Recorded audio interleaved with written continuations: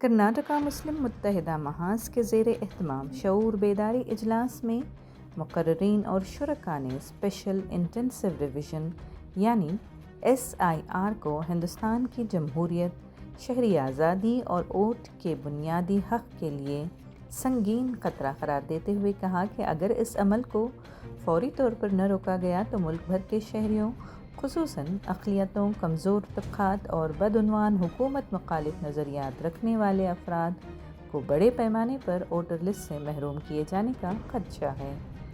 High court کے senior وکیل ونئے شرینیواسن نے خطاب میں کہا کہ آزاد ہندوستان میں پہلی بار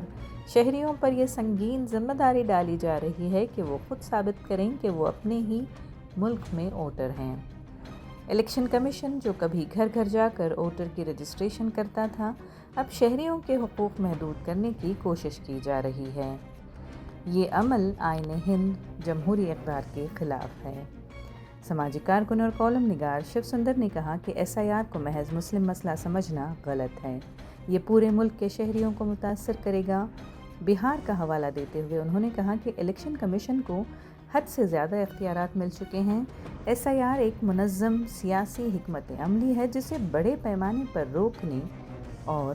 اس کے خلاف اجتماعی احتجاج کی ضرورت ہے۔ شرکاء نے کئی عملی تجاویز بھی پیش کیے، جیسے محلہ، وارڈ اور بوتھ سطح پر کمیٹیوں کی تشکیل دی جائے، مساجد، مندر، چرچ، گرودواروں اور دیگر سماجی مراکز میں بیداری مہم پیدا کی جائے، سیاسی جماعتوں، سول سوسائٹی اور برادران وطن کی تنظیموں کے ساتھ مشترکہ حکمت عملی، ضروری دستاویزات کی درستگی کے لیے تربیتی نشستیں، SIR سے متعلق لٹریچر اور رہنما مواد کی فوری تیاری، ایک منظم اور مؤثر پریشر گروپ کا قیام وغیرہ وغیرہ۔ مقررین نے اس بات پر بھی زور دیا کہ شہری اپنے ذاتی دستاویز جیسے آدھار، ریشن کارڈ، پیدائش کا سرٹیفکیٹ، رہائش کے ثبوت، voter ID، passport, school record کی فوری درستگی اور حفاظت یقینی بنائیں۔ اس موقع پر ڈاکٹر بلگامی محمد سعد،